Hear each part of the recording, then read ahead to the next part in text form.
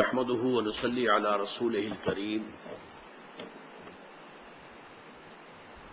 اما بعد فقد قال الله تبارك وتعالى كما ورد في آخر سورة حج اعوذ بالله من الشيطان الرجيم بسم الله الرحمن الرحيم يا أيها الذين آمنوا اركعوا واسجدوا واعبدوا ربكم وافعلوا الخير لعلكم تفلحون فقال عز وجل كما ورد في سورة البقرة ليس البر أن تولوا وجوهكم قبل المشرق والمغرب ولكن البر من آمن بالله واليوم الآخر والملائكة والكتاب والنبيين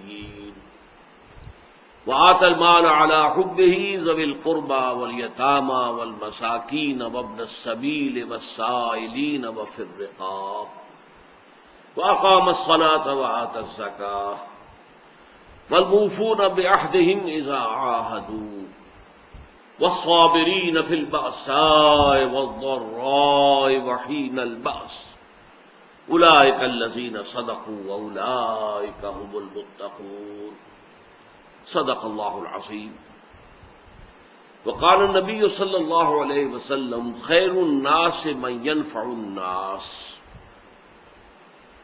وقال صلى الله عليه وسلم الخلق عيال الله او كما قال صلى الله عليه وسلم رب اشرح لي صدري ويسر لي امري واحلل عقدة من لساني يفقهوا قولي اللهم ربنا الهمنا رشدنا واعذنا من شرور انفسنا اللهم ارنا الحق حقا وارزقنا اتباعه وارنا الباطل باطلا وارزقنا اجتنابه آمین یا رب العالمین۔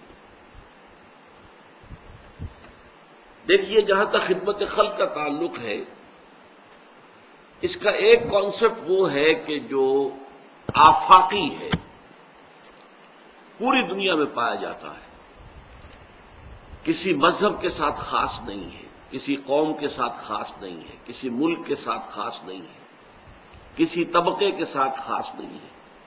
Human level, basic human morality, Hindu ہوں، سکھ ہوں، پارسی ہوں، عیسائی ہوں، مسلمان ہوں، سب کے سب، مشرق کے ہوں، مغرب کے ہوں، شمال کے ہوں، جنوب کے ہوں، سب کے نزدیک یہ متفق علیہ ہے خدمت خلق، کہ بھوکے کو کھانا کھلایا جائے،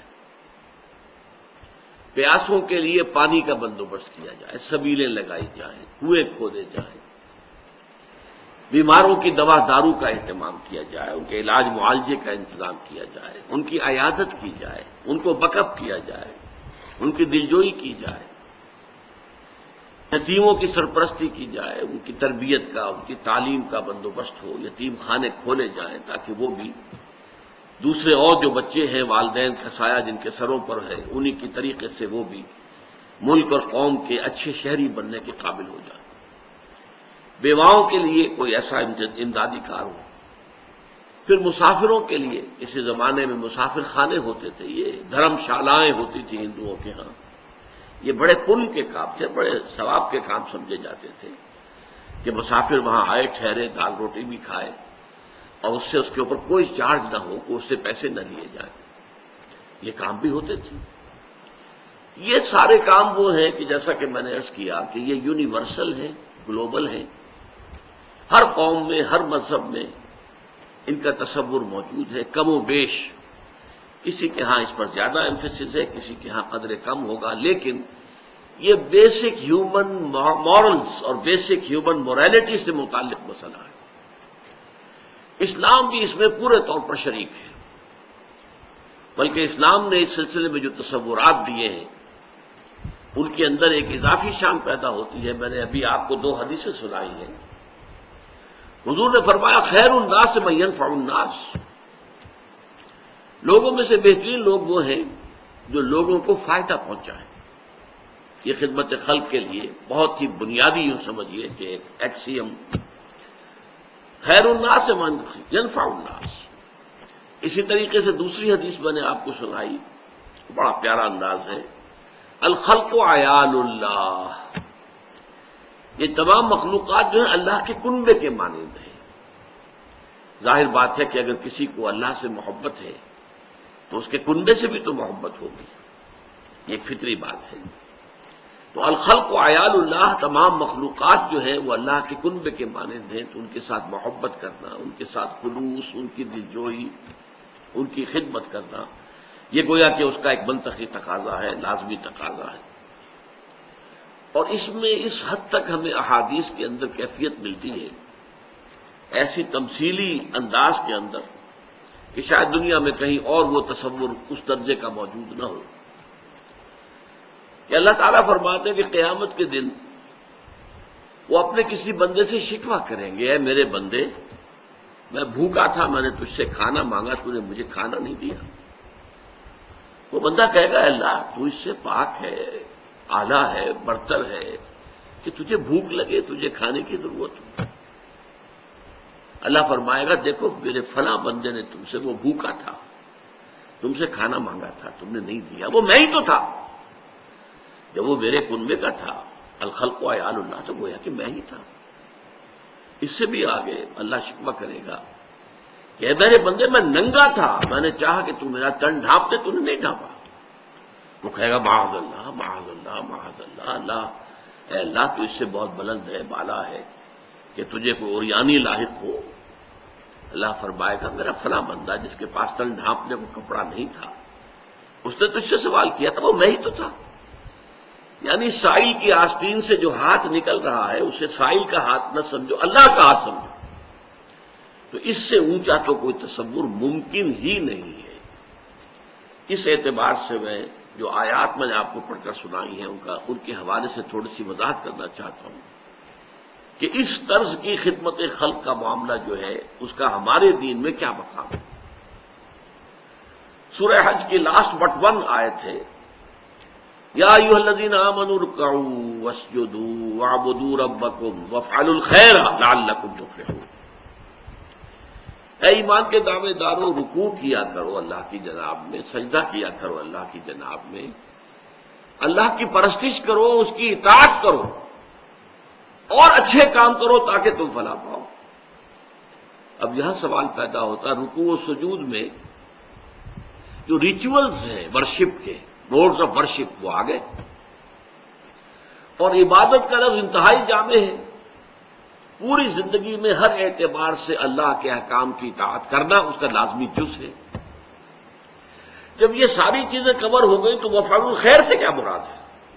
پھر کون سا خیر باقی رہ گیا جس کے لیے یہ اضافی الفاظ آئے کہ وفعل الخیر لعلکم تفلحون، کہ تم خیر کے کام کرو، بھلے کام کرو تاکہ تم فلاح پاؤ۔ اس سے یہی معلوم ہوتا ہے کہ یہ ہے خدمت خلق، خیر الناس من ینفع الناس۔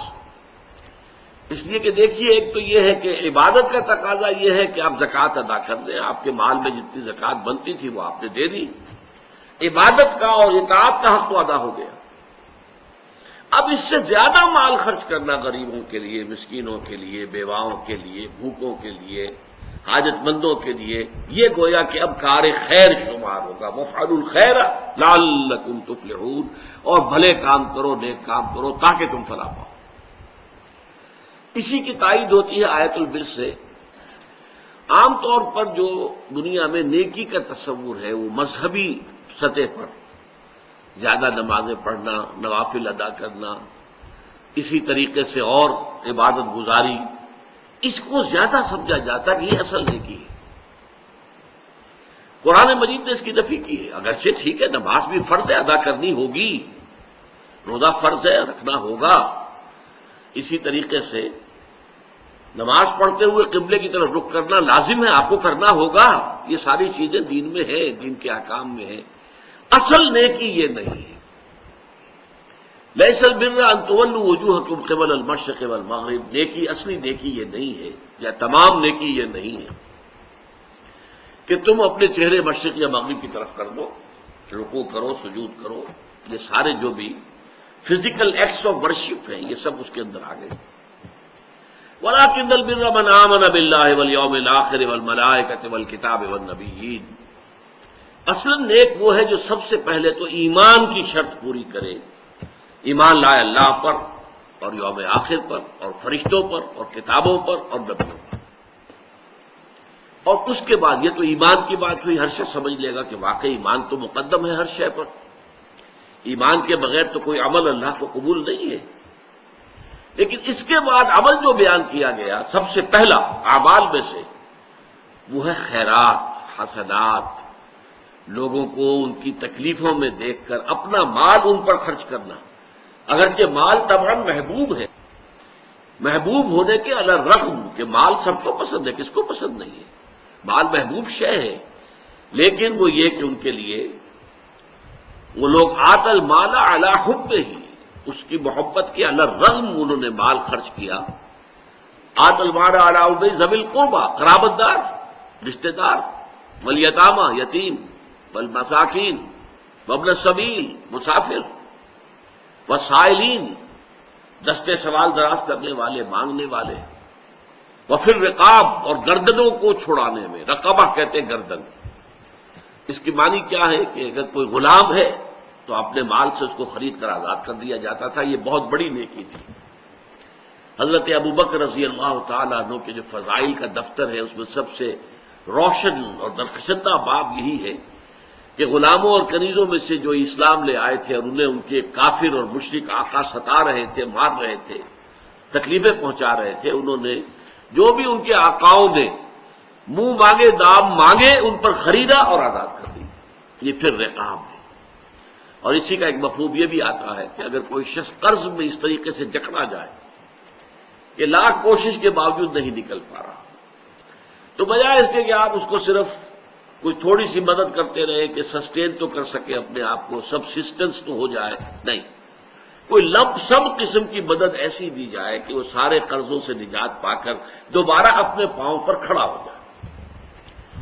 یہ جو کچھ برادریاں ہیں جیسے اسماعیلی لوگ ہیں، میمن لوگ ہیں، ان کے اندر یہ بات پائی جاتی ہے. ان کا اگر کوئی ساتھی، ان کا کوئی فرد جو ہے اس طریقے سے اگر گر جائے، جو کہ سب کاروباری لوگ ہیں، کوئی کاروباری آدمی کسی وقت اس طریقے سے گر جائے کہ وہ اس سے نکل نہ پا رہا ہو، تو پھر اسے لمپ سم بڑی امداد دے کر بجائے اس کے کہ اسے مستقل خیراتی بنا دیا جائے، خیرات کے اوپر گزارا کرتا رہے، اسے دوبارہ ایسی اتنی امداد دی جائے کہ وہ اپنے پاؤں پر کھڑا ہو کر اور وہ اس برادری کا، اس معاشرے کا ایک رسپیکٹیبل، باعزت جو ہے شہری اور فرد بن جائے.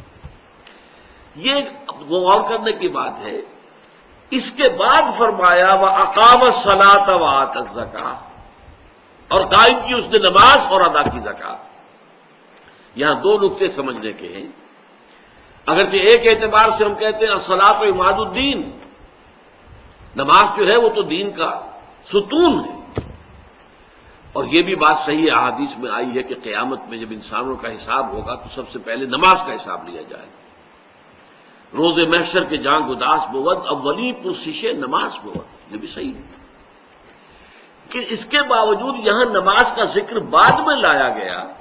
وآت المال علی حبہ ذوی القربى والیتامى والمساکین وابن السبیل والسائلین وفی الرقاب، یہ پہلے لایا گیا. گویا کہ عبادات پر مقدم ہے انسان کے اندر اس جذبے کا ہونا کہ وہ اپنے مال کو جو طبعاً مرغوب ہے، محبوب ہے، اس کو خرچ کرے غریبوں اور محتاجوں، ضرورت مندوں کی ضرورتوں کو پورا کرنے کے لیے. یہ گویا کہ نماز سے مقدم ہے. جب بحث ہو رہی ہے نیکی کسے کہتے ہیں، تو نیکی کے اعتبار سے اگر ارکان دین کی بات ہوگی تو کلمہ شہادت کے فوراً بعد نماز. بنی الاسلام علی خمس، شہادت اللہ الہ الا اللہ وان محمد رسول اللہ واقام الصلاۃ وایتاء الزکوٰۃ وصوم رمضان وحج البیت. کلمہ شہادت کے فوراً بعد نماز. لیکن یہاں بحث یہ ہے، موضوع کیا ہے کہ نیکی کیا ہے، نیکی کسے کہتے ہیں، خیر کیا ہے، خیر الناس کون شمار ہوگا، لوگوں میں بہتر آدمی کون ہے. تو وہاں معلوم ہوا کہ ایمان کے فوراً بعد انسان کے اندر یہ صلاحیت کہ وہ اپنا مال خرچ کرے ضرورت مندوں کی ضرورت پورا کرنے کے لیے، محتاجوں کی احتیاج کو رفع کرنے کے لیے، یتیموں کے لیے، مساکین کے لیے. مسافر بھی پرانے زمانے میں چونکہ ہوتا تھا اور آج بھی ہو جاتا ہے، بسا اوقات کوئی مسافر جو ہے وہ اس ایسی کیفیت سے دوچار ہو جاتا ہے. فرض کیجئے جو پونجی اس کے پاس سے چوری ہو گئی، اب وہ کھڑا ہے، اس کے پاؤں تلے زمین نہیں ہے، کیا کرے.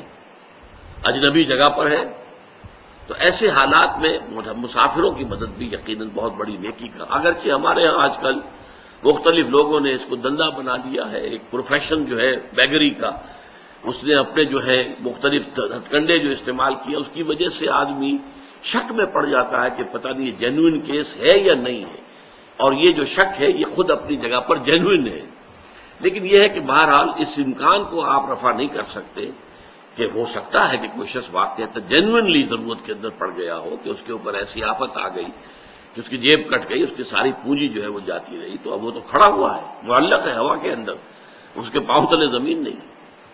اب یہ کام جو ہے یہ پہلے ہے، نماز بعد میں ہے، وَأَقَامَ الصَّلَاةَ وَآتَى الزَّكَاةَ۔ اور دوسرا نقطہ یہ ہے کہ یہ زکوٰۃ سے اضافی شے ہے، اس لیے کہ زکوٰۃ کا ذکر تو علیحدہ ہو رہا ہے، وَآتَى الزَّكَاةَ، زکوٰۃ تو علیحدہ بیان ہو رہی ہے، تو میں نے جیسا کہ پہلے عرض کیا تھا کہ عبادت کے اندر زکوٰۃ تو آ گئی، وہ جو کہا گیا وفعل الخیر، تو اب معلوم ہوا وہ اس کے علاوہ کوئی اضافی شے ہے، وہی بات یہاں آ رہی ہے کہ اقام الصلاۃ وآتى الزکاۃ سے پہلے جو ذکر ہو رہا ہے کہ مال کا خرچ کرنا، وآتى المال على حبه ذوي القربى واليتامى والمساکین وابن السبیل والسائلین وفی الرقاب، یہ گویا کہ زکوٰۃ کے علاوہ ہے۔ یہ نقطہ بہت کم لوگ جو مذہبی مزاج کے لوگ ہیں ان کے ذہنوں میں یہ نقطہ واضح نہیں ہے، حالانکہ حضور کی ایک کلیئر حدیث ہے، ان فی المال لحقا سوی الزکاۃ، مال میں تمہارے جو حق ہے اللہ کا وہ زکوٰۃ کے علاوہ بھی ہے، یہ نہ سمجھو زکوٰۃ دے دی تو سارا حق ادا ہو گیا، نہیں، ان فی المال لحقا سوی الزکاۃ۔ اور پھر آپ نے یہی آیت پڑھی لیس البر ان تولوا وجوہکم قبل المشرق والمغرب ولكن البر من آمن بالله واليوم الآخر والملائكة والكتاب والنبيين وآتى المال على حبه ذوي القربى واليتامى والمساكين وابن السبيل والسائلين وفي الرقاب وأقام الصلاة وآتى الزكاة۔ تو یہ چیزیں جیسا کہ میں نے عرض کیا اگرچہ اپنی جگہ یونیورسل ہیں، ہر مذہب میں موجود ہیں، ہر قوم میں موجود ہیں، بلکہ ایک افسوسناک حقیقت یہ ہے کہ آج ہم اگر دیکھیں تو مسلمانوں میں یہ کام کم ہے، ہندوؤں میں ہم سے یہ کام کہیں زیادہ تھا۔ ایک گنگا رام تھا جو ہسپتال بنا کے چلا گیا، ہمارے ہاں جو ہے وہ بزنس ہاسپٹل ایک بنا بھی ہے، تو سب لوگوں نے زور لگا کر بنایا ہے، حالانکہ ہمارے ہاں گنگا رام کی کیا حیثیت تھی، اس وقت پیسے والے جو ہیں وہ کہیں بڑھ کر ہیں، وہ 100 گنگا راموں سے بڑھ کر ہے، لیکن نہیں، ہمارے ہاں یہ کام کم ہے۔ یہ کام جو ہے ہندوؤں میں بہت ہے، پن کا کام، ثواب کا کام، پن کے کام، اس کے اوپر خرچ کرتے تھے، کنویں کھدواتے تھے، سبیلیں لگاتے تھے، گھوڑوں کے لیے، جانوروں کے لیے پانی کا اہتمام کر رہے ہیں، اور یہ کہ پھر دھرم شالائیں بنا رہے ہیں، وہ مسافر خانے بنا رہے ہیں، یہ سارے کام ان کے یہاں تھے۔ بہرحال ہمارے ہاں اس کا جو معاملہ ہے اس کو میں ایک سیرت کے واقعے سے آپ کو یہ سنا دوں، اور یہ سیرت کا واقعہ بھی حضور پر وحی کے آغاز سے قبل کا ہے، ابھی آغاز وحی نہیں ہوا تھا۔ آپ کو معلوم ہے 25 برس آپ کی عمر تھی جب آپ کی شادی ہوئی ہے حضرت خدیجہ الکبریٰ رضی اللہ تعالی عنہا سے، اور 40 برس کی عمر میں وحی شروع ہوئی ہے، تو 15 برس جو ہیں وہ آپ کی ازدواج کی زندگی جو ہے وہ وحی کے آغاز سے قبل کی، اس کا واقعہ ہے کہ حضور ایک مرتبہ کہیں باہر سے تشریف لائے اور پھر بڑے غمگین کیفیت میں تھے، اور آپ نے کپڑا ایک اڑا اور لیٹ گئے۔ حضرت خدیجہ نے سمجھ لیا کہ کوئی غم اور کوئی رنج کی بات ہے، پوچھا کیا معاملہ ہے؟ فرمایا میں گیا تھا ذرا مکے سے باہر نکل گیا تھا، فلاں وادی میں نے دیکھا ایک قافلہ ٹھہرا ہوا ہے، ایک قبیلہ ہے، ان کے جسموں پر کپڑا نہیں، کھانے کو ان کے پاس کچھ نہیں ہے، نہایت لاغر ہو گئے فاقوں کے ذریعے سے، اور میرے پاس کچھ ہے نہیں کہ میں ان کی مدد کر سکوں۔ یہ کیوں؟ دولت بہت تھی، لیکن دولت تو تھی حضرت خدیجہ کی، حضور صلی اللہ علیہ وسلم کی ذاتی دولت تو نہیں تھی۔ تو اس پر حضرت خدیجہ نے رضی اللہ تعالی، یہ تفسیر کبیر میں یہ واقعہ موجود ہے امام راضی کی، آپ سے کہا اچھا آپ جائیے، فلاں فلاں بڑے بڑے سردار تھے، چودھری تھے قریش کے، انہیں بلا لائیے۔ وہ جب آ گئے تو اتنی دیر میں اتنا بڑا ڈھیر اشرفیوں کا لگا دیا کہ جب آئے ہیں تو حضور بیٹھے ہیں تو چھپ گئے اس ڈھیر کے پیچھے، پھر حضرت خدیجہ نے تمام لوگوں کو گواہ بنایا کہ آپ سب لوگ گواہ رہیں، میں نے یہ ساری دولت محمد کے حوالے کر دی صلی اللہ علیہ وسلم، وہ جہاں اور جیسے چاہیں خرچ کریں۔ تو یہ کیفیت جو ہے ادھر حقیقت یہ ہے خدمت خلق کا یونیورسل تصور، عمومی تصور جو پوری دنیا میں ہے، جو بیسک ہیومن ویلیوز میں سے ہے۔ اور یہ تصور وہ ہے کہ جو حضور پر وحی سے پہلے پورا کا پورا موجود تھا، آپ کی شخصیت میں، آپ کی سیرت میں۔ ابھی وحی نہیں آئی ہے لیکن یہ چیزیں موجود تھیں، اس لیے کہ واقعہ نوٹ کیجئے کہ جب پہلی وحی آئی ہے اور حضور سراسیمہ ہو گئے ہیں، فرشتے سے جو ملاقات ہوئی غار حرا میں، ایک نیا ایکسپیرینس بالکل، تو بڑی طبیعت کے اندر جو ہے وہ ایک دہشت کی سی کیفیت تھی۔ تو سیرت کی کتابوں میں آتا ہے جب آپ آئے ہیں تو آپ پر لرزہ طاری تھا اور آپ نے کہا زملونی زملونی، مجھے کمبل اڑا دو، لیٹ گئے، آپ کو بخار ہو گیا اور آپ نے کہا خشیت علی نفسی، مجھے تو اپنی جان کا اندیشہ ہے، یہ کیا میرے ساتھ واقعات پیش آنے شروع ہوئے ہیں، مجھے اندیشہ ہے کہ میں ہلاک نہ ہو جاؤں۔ اس پر حضرت خدیجہ نے فرمایا، عرض کیا اللہ آپ کو ضائع نہیں کرے گا، آپ تو یتیموں کی سرپرستی کرتے ہیں، بیواؤں کی خبر گیری کرتے ہیں، مسافروں کی مہمان نوازی کرتے ہیں، بھوکوں کو کھانا کھلاتے ہیں، آپ میں تو یہ اوصاف موجود ہیں، اللہ تعالیٰ کبھی آپ کو ہرگز ضائع نہیں کرے۔ یہی بات حضرت ابوبکر صدیق کے بارے میں آتی ہے۔ جب حضرت ابوبکر صدیق رضی اللہ تعالیٰ عنہ جب انتہائی مخالفت ہو رہی تھی اور قریش جو ہے وہ کھلم کھلا مسلمانوں کو نماز نہیں پڑھنے دیتے تھے، تو انہوں نے کہا اچھا میں ہجرت کرتا ہوں، میں بھی جاتا ہوں حبشہ کی طرف جہاں اور لوگ چلے گئے۔ مکے سے نکل پڑے ہیں تو ابن الدغنا ایک بڑا سردار تھا، پہلوان تھا، طاقتور آدمی تھا، صاحب اثر تھا، وہ راستے میں مل گیا، وہ مگر کہاں چلے؟ فرمایا کہ میری قوم مجھے عبادت نہیں کرنے دیتی خدا واحد کی، تو میں اب جا رہا ہوں اپنا گھر چھوڑ کر، ملک چھوڑ کر۔ فرمایا نہیں، تم تو غریبوں کی سرپرستی کرتے ہو، تم بیواؤں کی خبر گیری کرتے ہو، تم بھوکوں کو کھانا کھلاتے ہو، we can't afford to lose you, ہم ہرگز آپ کو نہیں جانے دیں گے، آپ چلیے اور میری امان میں ہے، آپ کو کوئی نہیں روکے گا۔ تو حضرت ابو بکر واپس آ گئے، لیکن ابن الدغنا نے یہ بات کہہ لی کہ آپ بلند آواز سے قرآن نہ پڑھا کریں، آپ اپنی نماز پڑھیں، آرام سے پڑھیں، لیکن بلند آواز سے نہیں۔ یہ بلند آواز جب آپ کی آواز نکل جاتی ہے اور دوسرے گھروں میں پہنچتی ہے تو اس سے ان لوگوں کا جو رد عمل ہوتا ہے وہ شدید ہوتا ہے۔ تو چند دن تو حضرت ابوبکر نے اس کی پابندی کی، پھر آپ نے کہا تم اپنی امان اپنے پاس رکھو، میں یہ کام نہیں کر سکتا، اور آپ نے بلند آواز سے قرآن مجید پڑھنا شروع کر دیا۔ تو میں صرف اس وقت جو میں نے عرض کیا ہے وہ یہ ہے کہ خدمت خلق کا ایک یہ تصور ہے جو ہر شریف انسان میں، ہر سلیم الفطرت انسان میں، قطع نظر اس سے کہ اس کا مذہب کیا ہے، اس کی قومیت کیا ہے، وہ کس ملک کا رہنے والا، یہ کامن ہے، یہ یونیورسل ہے۔ البتہ اب دوسری ڈائمنشن ہے خدمت خلق کی، وہ ہے خاص طور پر اسلام سے متعلق، اس لیے کہ اس کا تعلق ایمان سے ہے۔ ایمان ہمیں کیا بتاتا ہے کہ یہ دنیا کی زندگی عارضی ہے، اصل زندگی آخرت کی ہے۔ وَإِنَّ دَارَ الْآخِرَةَ لَهِيَ الْحَيَوَانُ، اصل جو ہے آخرت کا گھر جو ہے وہ اصل گھر ہے، اصل زندگی ہے۔ اب سوال یہ پیدا ہوتا ہے کہ اس دنیا کی زندگی میں کسی شخص کو بھوک لگی ہوئی تھی، اس کے پیٹ میں بھوک کی آگ لگی ہوئی تھی، آپ نے بجھا دی، کھانا کو دے دیا، کھا لیا، اس نے بھوک بجھ گئی۔ لیکن وہ شخص چل رہا ہے اس راستے پر کہ جو اگلی زندگی میں آخرت میں جہنم کا ایندھن بنے گا، اس کے لیے آپ نے کچھ نہیں سوچا، تو آپ بڑے شقی ہیں، بڑے، اگر یقین ہے آپ کا، اصل میں معاملہ بہت بڑا اگر کا ہے، اٹس اے بگ اف، اگر واقعی آپ کو یہ یقین ہے کہ اصل زندگی آخرت کی زندگی ہے، تو پھر تو خدمت خلق یہ ہے کہ لوگوں کی آخرت سنوارنے کی کوشش کرو، انہیں سیدھے راستے کی طرف بلاؤ، انہیں اپنے خالق اور مالک اللہ تعالی کے ساتھ متعارف کراؤ، گیٹ دیم انٹروڈیوس ٹو اللہ، تعارف حاصل ہو جائے، معرفت حاصل ہو جائے اللہ تعالیٰ کی، تعارف یہی ہے نا، معرفت حاصل ہو جانا ایک دوسرے کی، اور پھر یہ کہ وہ اللہ تعالیٰ سے لو لگائیں، اللہ سے محبت کریں، اللہ ہی کو اپنا مقصود و مطلوب اور معبود اور محبوب حق حقیقی بنائیں تاکہ ان کی آخرت درست ہو۔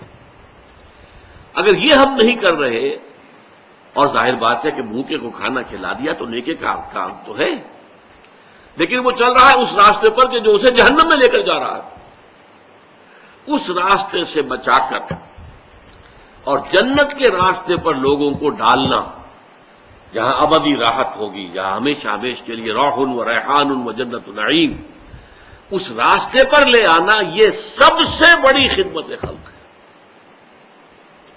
یہی وجہ ہے کہ وحی کے آغاز سے پہلے اور وحی کے آغاز کے بعد یہ آپ کو کنٹراسٹ نظر آئے گا سیرت محمدی میں صلی اللہ علیہ وسلم۔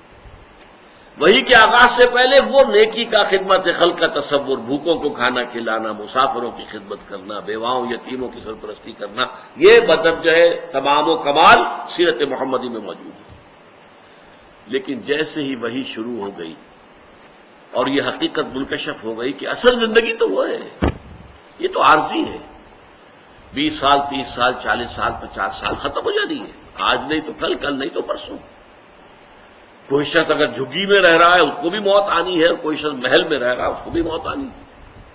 اور بالآخر ڈیتھ دی لیولر ایک نظم ہم نے پڑھی تھی، ایف اے کے کورس میں ہوتی تھی، کہ موت تو آ کے سب کو برابر کر دیتی ہے۔ بڑے بڑے محلوں میں رہنے والے اور بڑے جو ہے گدیلوں پر سونے والے اور مخملی جو ہیں ان کے سارے لباس اور یہ، لیکن یہ کہ بہرحال پھر انہیں مٹی میں مل کر مٹی ہونا ہے۔ اور غریب آدمی جو ہے جو چاہے کہیں فٹ پاتھ پر سو کر رات گزارتا ہو یا کسی جھگی میں رہتا ہو، وہ بھی موت کے بعد وہ بھی مٹی میں مل کر مٹی ہو جائے گا۔ تو ڈیتھ دی لیولر، یہ موت جو ہے وہ آ کر انسان کی اونچ نیچ کو ختم کر کے لیول کر دیتی ہے۔ لیکن اس کے بعد کیا ہوگا؟ بل تؤثرون الحیات الدنیا، قرآن مجید کہتا ہے کہ تمہارا جو اصل مرض ہے، تمہاری جو اصل بیماری ہے وہ کیا ہے؟ تم دنیا کی زندگی کو ترجیح دیتے ہو، پسند کرتے ہو۔ والآخرۃ خیر وابقیٰ، جبکہ آخرت کی زندگی جو ہے وہ بہت بہتر ہے اور باقی رہنے والی ہے، یہ ختم ہونے والی وہ باقی رہنے والی ہے۔ تو ظاہر بات ہے کہ فائنائٹ اور انفائنائٹ کے درمیان کوئی ریشیو پروپورشن ممکن ہی نہیں، وہ انفائنائٹ ہے۔ خالدین فیہا ابدا، ہمیشہ ہمیشہ کے لیے۔ اس زندگی کو سنوارنا، اس زندگی کو بہتر بنانے کی کوشش کرنا، یہ سب سے بڑی خدمت خلق ہے۔ لیکن جیسا کہ میں نے عرض کیا، اس کا تعلق ایمان کے ساتھ ہے۔ اگر آپ کو یقین ہے کہ اصل زندگی آخرت کی زندگی ہے، جیسے سورہ عنکبوت میں فرمایا وَإِنَّ الدَّارَ الْآخِرَةَ لَهِيَ الْحَيَوَانُ لَوْ كَانُوا يَعْلَمُونَ، اصل میں تو آخرت کا گھر جو ہے وہ اصل زندگی ہے، کاش کہ انہیں معلوم ہوتا۔ تم اس کو زندگی سمجھے بیٹھے ہو، یہ تو عارضی سے ٹھکانہ ہے۔ ایک بڑی پیاری تمثیل حضور نے بیان فرمائی، مالی ولی دنیا انما مثلی کراکب استظل تحت شجرۃ ثم راح فترکها، مجھے تمہاری اس دنیا سے کیا سروکار، کوئی تعلق ہی نہیں میرا۔ میری مثال اس مسافر کی سی ہے، اس سوار کی، اونٹنی پر ہے یا گھوڑے پر ہے، سوار ہے، مسافر ہے، وہ کسی درخت کے نیچے تھوڑی دیر رکتا ہے سستانے کو، آرام کرنے کو، پھر وہ اپنا راستہ دیتا ہے۔ وہ درخت اس کا گھر نہیں ہے، وہ منزل نہیں ہے، وہ ایک عارضی قیام گاہ ہے۔ تو یہ دنیا کی زندگی تو ہماری عارضی قیام گاہ ہے، اصل گھر جو ہے وَإِنَّ الدَّارَ الْآخِرَةَ لَهِيَ الْحَيَوَانُ لَوْ كَانُوا يَعْلَمُونَ، آخرت کی زندگی جو ہے وہ اصل میں اصل زندگی ہے، کاش کہ انہیں معلوم ہوتا۔ اس میں ایسا بھی ہوتا تھا کہ پھر حضور اپنے گھر کی خواتین کو لے کر بیٹھتے تھے، ایک ایک کا نام لے کر، یا فاطمہ بنت محمد انقذی نفسک من النار فانی لا املک لک من اللہ شیئا، اے فاطمہ، محمد کی نور چشم لخت جگر، اپنے آپ کو آگ سے بچانے کی کوشش کرو اپنے اعمال سے، اس لیے کہ مجھے تمہارے بارے میں کوئی اختیار حاصل نہیں ہوگا قیامت کے دن۔ قیامت کے دن اس لیے نہیں چھوٹ جاؤ گی کہ محمد کی بیٹی ہو صلی اللہ علیہ وسلم رضی اللہ تعالی عنہ، نہیں، تمہارے اعمال ہوں گے پیش کر۔ غافل عمل کوئی اگر دفتر میں ہے، اگر ہے تو وہ پیش کرو۔ یا صفیہ عمت رسول اللہ، اے صفیہ، اللہ کے رسول کی پھوپھی، انقذی نفسک من النار فانی لا املک لک من اللہ شیئا، اپنے آپ کو آگ سے بچانے کی فکر کرو، اس لیے کہ میں تمہارے کام نہیں آ سکوں گا، مجھے کوئی اختیار حاصل نہیں ہو۔ پھر ایک اور تمثیل آپ نے دی ہے کہ لوگوں، میری اور تمہاری مثال ایسی ہے کہ آگ کا ایک بہت بڑا الاؤ ہے، تمہیں نظر نہیں آ رہا اور تم اس میں گر پڑنے کو تیار ہو۔ یوں سمجھیے کہ اگر فرض کیجئے کہ آپ کہیں کسی راستے میں بیٹھے ہوئے ہیں اور آپ نے دیکھا کہ ایک اندھا بیچارہ سڑک پر چلا جا رہا ہے اور اسے معلوم نہیں کہ آگے سڑک کھودی ہوئی ہے، کوئی ٹیلی فون والوں نے یا کوئی گیس والوں نے یا بجلی والوں نے سڑک کھودی ہوئی ہے، تو اندیشہ ہے کہ وہ اس گڑھے میں گر جائے گا۔ آپ چیخ کر کہتے ہیں اسے بچو بھائی، دیکھو کہاں بڑھے چلے جا رہے ہو، آگے گڑھا ہے۔ اور فرض کیجئے وہ بہرا بھی ہے، وہ آپ کی پکار کو بھی نہیں سن رہا، تو کیا ہوگا؟ پھر آپ اٹھیں گے، دوڑیں گے، بھاگیں گے، اور ہو سکتا ہے کہ وہ گر رہا ہو اور اس کا کپڑا پکڑ کر آپ بچا لیں اس کو۔ یہ ہوگا کہ نہیں ہوگا؟ یہ فطرت انسانی ہے یا نہیں؟ ہاں، ایسے پرورٹڈ لوگ بھی ہو سکتے ہیں جو بیٹھ کر تماشا دیکھیں گرتا ہے کیا ہوتا ہے، وہ پرورشن ہے۔ وہ تو مسخ شدہ شخصیت کسی کی ہو تو اس کا طرز عمل یہ ہوگا، ورنہ اگر فطرت ہے انسان کے اندر اور وہ فطرت سلیمہ ہے، اس کی نیچر جو ہے وہ پرورٹڈ نہیں ہے، تو پھر لازماً وہ یہ کرے گا کہ پہلے پکارے گا، اور اگر سمجھے گا یہ تو بہرا بھی ہے، نہیں نہ یہ دیکھ رہا ہے نہ سن رہا ہے، تو دوڑ کر پھر آدمی ہو سکتا ہے کہ وہ گر رہا ہو اور آپ اس کا کپڑا پکڑ کر اس کو بچائیں۔ یہ مثال دی ہے حضور نے کہ میری اور تمہاری مثال ایسی ہے کہ آگ کا ایک الاؤ ہے، وہ تمہیں نظر نہیں آ رہا، تم اسے میں گر پڑنا چاہتے ہو، میں تمہارے کپڑے پکڑ پکڑ کر گھسیٹ رہا ہوں، بچا رہا ہوں۔ قوا انفسکم واہلیکم نارا، اے نبی بچائیے اپنے اہل و عیال کو بھی اور اپنے رشتہ داروں کو بھی، بچاؤ اپنے آپ کو اللہ کی آگ سے۔ اسی طریقے سے انذر عشیرتک الاقربین، اپنے قریبی رشتہ داروں کو خبردار کیجیے۔ تو یہ دعوت اللہ کی طرف، دعوت ایمان کی طرف، دعوت اسلام کی طرف، صحیح راستے پر آنا، نجات کے راستے پر لوگوں کو لے آنا تاکہ ان کی ابدی زندگی سنور جائے، وہاں وہ جہنم میں جھونکے جانے کی بجائے جنت میں داخل ہو جائیں، یہ اس خدمت خلق سے کئی گنا بڑی خدمت خلق ہے۔ چنانچہ جیسے ہی حضور پر وحی کا آغاز ہوا، اس کے بعد سے لے کر حیات دنیاوی کے آخری سانس تک آپ نے یہی کام کیا، لوگوں کو بچانا، آگ سے بچانا، اللہ کے عذاب سے بچانا، غلط راستوں سے واپس بلا کر صحیح راستے پر چلانا۔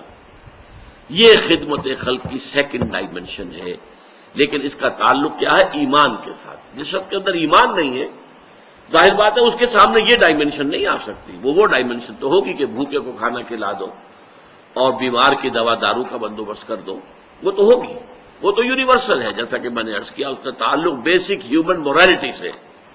لیکن ایمان کے ساتھ متعلق ہو کر خدمت خلق اصل کیا ہے؟ لوگوں کو گمراہی کے راستوں سے اور جہنم کی طرف جانے والے طور طریقوں سے بچا کر ایمان اور اسلام کے راستے پر گامزن کرانا تاکہ ان کی ابدی اخروی زندگی درست ہو جائے۔ اب ایک تھرڈ ڈائمنشن ہے خدمت خلق کا، ایک تیسرا تصور۔ دیکھیے، جو انسانی زندگی میں اجتماعی نظام ہوتا ہے، اگر وہ ظالمانہ ہے، ایکسپلائٹیٹو ہے، ریپریسو ہے، ڈسٹریبیوشن آف ویلتھ غلط ہو رہی ہے، جس کے نتیجے میں ایک طرف دولت کے انبار لگتے چلے جا رہے ہیں، امیر امیر سے امیر تر ہوتا جا رہا ہے، دوسری طرف غریب غریب سے غریب تر ہوتا چلا جا رہا ہے۔ اب اس میں ایک راستہ تو یہ ہے کہ اس نظام کو تو جوں کہ توں برقرار رکھا جائے، لیکن جو اس نظام کی وجہ سے بھوک کا شکار ہو گئے ان کو کھلایا جائے۔ یہ عارضی، یہ پیلیٹیو ٹریٹمنٹ ہوا، میڈیکل سائنس میں ہم اس کو کہیں گے پیلیٹیو ٹریٹمنٹ ہے، اس بھوک کا کچھ ادارہ کر دیا۔ اصل کیا ہوگا؟ اس نظام کو بدلو تاکہ بھوک پیدا نہ ہو، یہ نہ ہو کہ ہیوز اور ہیو ناٹس کے اندر معاشرہ تقسیم ہو جائے کہ ایک طرف دولت کے انبار ہے اور ایک طرف بھوک ہے اور احتیاج ہے، افلاس ہے۔ اس کے لیے شاہ ولی اللہ دہلوی رحمۃ اللہ علیہ نے کہا ہے کہ جس معاشرے میں تقسیم دولت کا نظام غلط ہو جاتا ہے، جس کے نتیجے میں امیر امیر سے امیر تر، غریب غریب سے غریب تر ہوتا چلا جاتا ہے۔ تو انسانوں کی ایک بہت بڑی تعداد وہ ہے کہ جو ڈھور ڈنگر حیوانات کی سطح پر گر جاتی ہے، انہیں اپنا سارا وقت، ساری محنت، ساری صلاحیت 2 وقت کی روٹی کے حصول میں صرف کرنی پڑتی ہے۔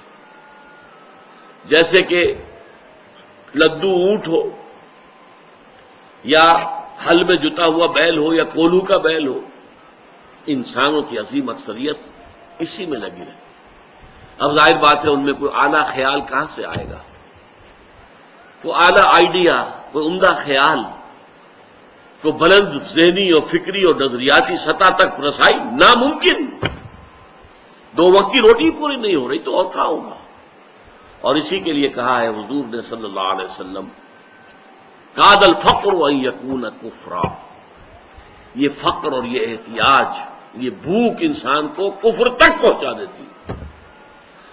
جب وہ حیوان بن کر رہ گیا، ڈھور ڈنگر بن کر رہ گیا، کولو کا بیل بن کر رہ گیا، لدو اونٹ بن کر رہ گیا، تو وہ گویا کہ وہ اسلام اور ایمان اور احسان، اللہ سے لو لگانا، اللہ سے محبت کرنا، اللہ سے مناجات کرنا، اللہ تعالیٰ کے ساتھ گفتگو کرنا، یہ کہاں سے آئے گا اس کے پاس؟ سوال ہی نہیں۔ تو ایک جو خدمت خلق کا معاملہ ہے وہ کیا ہے؟ اس زمین میں نظام عدل قائم کرو۔ اس کی مثال میں آپ کو دوں کہ ایک چکی میں جب آپ آٹا پیستے ہیں تو وہ چاروں طرف آٹے کا ڈھیر بنتا چلا جاتا ہے، ادھر سے ادھر تک، چاروں طرف چکی جو ہے اس کے 2 پارٹوں کے درمیان سے آٹا نکل کر، فرض کیجئے کوئی چکی ایسی ہے جو پھر تو رہی ہے، چل رہی ہے، لیکن وہ آٹا ایک طرف پھینکتی ہے، دوسری طرف پھینکتی نہیں۔ یہ مثال ہے اس معاشرے کی جس میں تقسیم دولت کا نظام غلط ہو گیا۔ اللہ تعالیٰ نے وسائل پیدا کیے ہیں، یہ وسائل چل رہے ہیں، پروڈکشن ہو رہی ہے، لیکن نتیجہ کیا نکل رہا؟ نظام اتنا غلط ہے کہ وہ ایک طبقے کو فائدہ پہنچا رہا ہے اور دوسرے طبقے کو محروم رکھ رہا ہے، محرومین۔ اس حالت میں ایک راستہ تو یہ ہو سکتا ہے، جیسا کہ میں نے عرض کیا، کہ جن کو بہت کچھ دے دیا گیا ہے، آٹا زیادہ مل گیا ہے، وہ حاتم طائی کی قبر پر لات مارے، تھوڑا سا آٹا ان کو بھوکوں کو بھی دے دے۔ یہ ہے چیریٹی، یہ ہے وہ تصور پہلا کہ آپ کے پاس ہے، آپ کھانا کھلا دیں، کسی کو بھوکے کو کھلا دیں، کسی کے لیے کوئی اس کی ضرورت پوری کر دیں۔ لیکن اس سے بڑا کام کیا ہوگا کہ اس نظام کو درست کرو، اس چکی کو صحیح کرو کہ یہ ہر طرف آٹا جو ہے ایونلی، برابر انداز کے اندر اعتدال کے ساتھ پھینکے، تمام طبقات تک اس کی برکات پہنچ جائیں۔ وہ نظام قائم کرو کہ جس نظام میں کفالت کی ذمہ داری حکومت پر آ جاتی ہے۔ دیکھیے، ایک پرسنل چیریٹی ہے کہ آپ کسی کو خیرات دے رہے ہیں، اس میں یقیناً خیرات لینے والی کی جو خودی ہے وہ مجروح ہوتی ہے، اس کے احساسات مجروح ہوتے ہیں کہ میں مانگ رہا ہوں، میں کھا رہا ہوں، میں اس سے لے رہا ہوں۔ حدیث میں بھی آیا ہے، الید العلیٰ خیر من الید السفلیٰ، دینے والا ہاتھ اوپر ہوتا ہے، لینے والا ہاتھ نیچے ہوتا ہے، اوپر والا ہاتھ نیچے والے سے بہتر ہے۔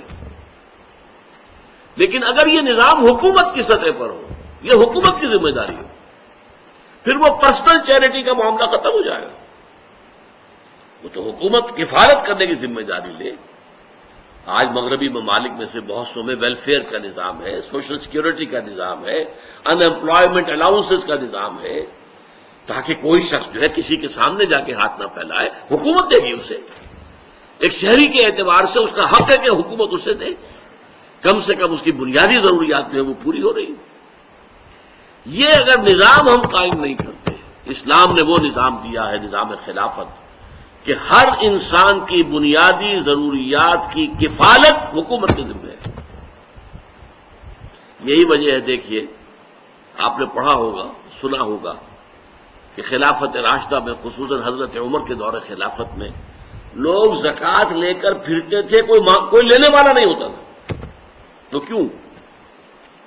پہلی بات تو یہ کہ زکوٰۃ تو حکومت کو دی جاتی ہے، لیکن یہ کہ اسلام میں یہ ہے قانون میں کہ جو اموال ظاہرہ ہیں ان کی زکوٰۃ تو حکومت کو دینی پڑے گی، حکومت لے گی حساب سے۔ تمہاری دکان میں 10 لاکھ کا مال پڑا ہے، 2.5% دے دو۔ تمہارے کارخانے میں خام مال اتنا ہے، فنش پروڈکٹ اتنا ہے، 2.5% دے دو. یہ ہے حکومت کا نظام. لیکن ایک اموال باطنہ ہوتے ہیں، گھروں میں کسی نے کچھ روپے رکھے ہوئے، کوئی اپنے وقت کے لیے، کوئی آڑے وقت کے لیے. یہ پرانے زمانے میں ہوتا ہے کہ تکیے کے اندر سیلی ہیں کہ وہ وہاں پر رکھے گئے ہیں، محفوظ رہیں گے، کسی چور کو خیال نہیں ہوگا کہ تکیے کے اندر بھی پیسے ہو سکتے ہیں. تو ان چیزوں کو کہہ دیا گیا کہ ان کی زکوٰۃ آپ خود دے سکتے ہیں چاہے تو، اور یہ بھی کہ حکومت کو دینا چاہیں تو حکومت کو دے دیں. اس کے لیے جا کر تلاشی نہیں لے گی حکومت، گھروں کو جا کر جو ہے ٹٹولے گی نہیں کہ گھروں میں صندوق کے اندر کیا رکھا ہوا، زیور کتنا. نہیں، یہ اموال باطنہ کہلاتے ہیں. اموال باطنہ کی زکوٰۃ وہ فرد خود دینے کا جو ہے وہ اس کو اختیار حاصل ہے، چاہے وہ حکومت کو دے دے. لو بھائی یہ بھی لے لو. اموال ظاہرہ کی زکوٰۃ تم نے لے لی ہے، باطنہ کی بھی حاضر ہے، اور یہ بھی ہو سکتا ہے کہ وہ آپ خود دیں. اچھا، خود دینے میں ایک لذت تو ہے نا.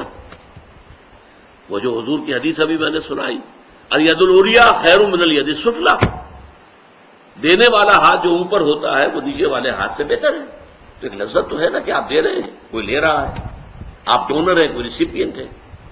لیکن حضرت عمر کے زمانے میں وہ کفالت عامہ کا نظام ریاست کے تحت جب قائم ہو چکا تھا، ہر شہری کی بنیادی ضروریات کی کفالت ریاست کے ذمے ہے، تو اب کوئی زکوٰۃ کاہے کو لے؟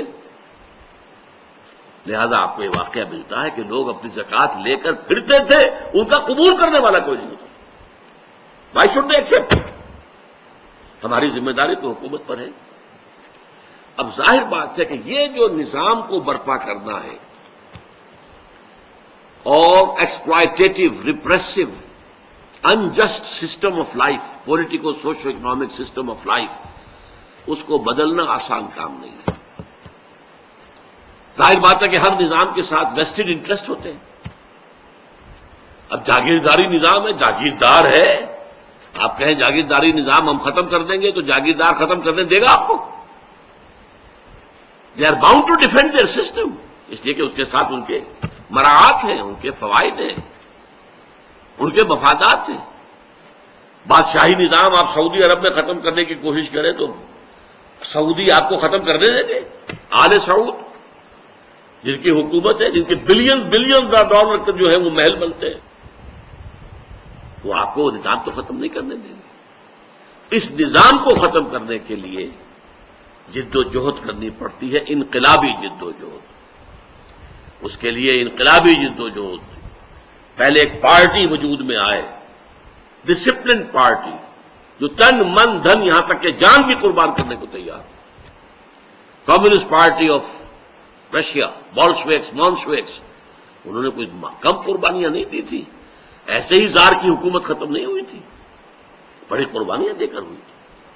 صحابہ کرام نے بھی جب نظام قائم کیا، حضور نے اور صحابہ نے، محمد الرسول اللہ والذین معہ، تو سینکڑوں صحابہ کو جام شہادت نوش کرنا پڑا کہ نہیں؟ خود حضور زخمی ہوئے یا نہیں ہوئے؟ آپ کے دندان مبارک شہید ہوئے کہ نہیں ہوئے؟ آپ کے خون جو ہے اس سے احد کی مٹی اور طائف کی مٹی وہ سیراب ہوئی یا نہیں؟ تو یہ انقلابی جد و جہد، یہ پھر اسلام کی روح سے سب سے بڑی نیکی. چینج سسٹم، نظام کو بدلو، عادلانہ، منصفانہ، based on justice and fair play, جس میں ڈسٹریبیوشن آف ویلتھ جو ہے وہ اکویٹیبل ہو، جس میں ہر فرد کی بنیادی ضروریات انڈر رائٹ کرے ریاست. اس نظام کو قائم کرنے کی جد و جہد کرو. یہ پھر نیکی کا سب سے اونچا تصور ہے، جس کو کہا گیا ایک حدیث کے اندر، ضربۃ السلام منہ الجہاد فی سبیل اللہ. اسلام کو حضور نے ایک درخت سے تعبیر کیا، تشبیہ دی، جیسے درخت کی جڑ ہوتی ہے. تو اسلام کی جڑ کیا ہے؟ کلمہ شہادت، لا الہ الا اللہ محمد رسول اللہ. پھر درخت کا ایک تنا ہوتا ہے. تنا کیا ہے اسلام کا؟ اقام الصلاۃ و ایتاء الزکوٰۃ، زکوٰۃ کی ادائیگی اور نماز کا قائم کرنا.